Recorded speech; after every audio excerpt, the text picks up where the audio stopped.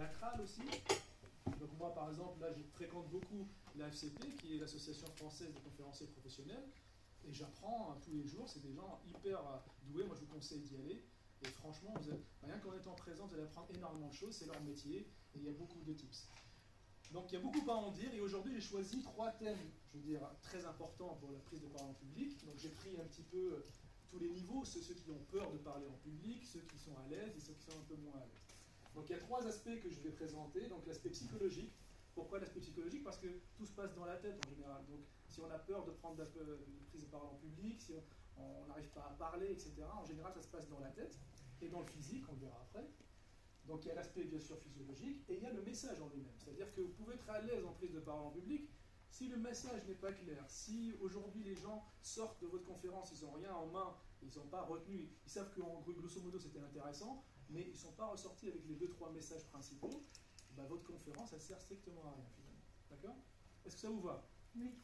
Donc la prise de parole en public, c'est une peur qui est grande chez l'être humain, parce qu'on est des animaux sociaux, d'accord? Et ça arrive, d'après ce qu'on dit, il y a la mort, le serpent et la prise de parole en public. Donc c'est normal que vous ayez peur. Alors, je voulais aborder justement le côté psychologique. Pourquoi on a peur de prise de parole en public? Je vais vous mettre simplement, si ça va bien, la pyramide de Maslow que tout le monde connaît. D'accord? On donne des repères très simples. Qui connaît la pyramide de Maslow? Super, génial. Donc, vous savez, ici aujourd'hui, la prise de parole publique, à votre avis, se situe où exactement? Est-ce que c'est besoin d'appartenance, d'estime, de sécurité ou de besoin physiologique quand vous allez parler en public? L'enjeu, il est où exactement? À votre avis? L'estime. L'estime. Ça dépend des situations. Oui, exactement, ça dépend des situations, mais ça se situe ici, exactement. C'est surtout entre les deux ici, c'est le besoin d'appartenance, c'est-à-dire quand je donne ma conférence ou quand je parle à un public, si je vois des réactions positives, où les gens me remercient à la fin, bah là j'appartiens au groupe, ils m'acceptent, ils ont validé ma présence et mon message, donc j'ai besoin d'appartenance et donc je gagne en estime de moi. D'accord? Donc c'est très important. Et nous on recherche bien sûr à monter le plus haut possible au niveau de la pyramide.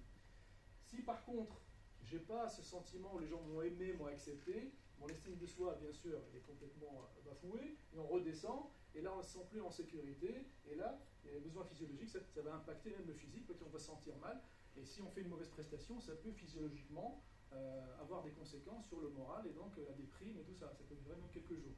Donc c'est un besoin qui est vraiment intrinsèque chez l'être humain, c'est de se faire accepter. Et justement, on aime bien passer nos messages, on aime bien passer nos opinions, certaines valeurs qu'on a envie de vendre, etc.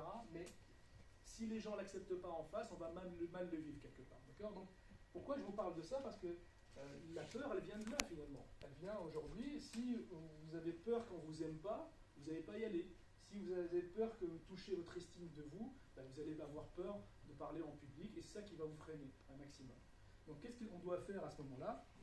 Je vais donner le premier tips, c'est que déjà, il faut contrecarrer un petit peu ce qui se passe dans le cerveau. Le cerveau va vous dire, attention, tu as un enjeu qui est énorme que tu vas voir aujourd'hui, c'est que les gens peuvent ne pas t'aimer, t'imagines les conséquences. Et donc, du coup, tu imagines les conséquences au niveau de l'estime de toi. Déjà que toi, ta confiance en toi, elle vacille de jour en jour. Si en plus les gens ont une réaction négative, un truc comme ça va toucher ton estime de soi. Donc, en général, il va te freiner un maximum parce que ton cerveau, ton inconscient en général, va essayer de te protéger et il va te dire n'y va pas, c'est mieux, comme ça tu restes dans ta zone de confort et on est tranquille.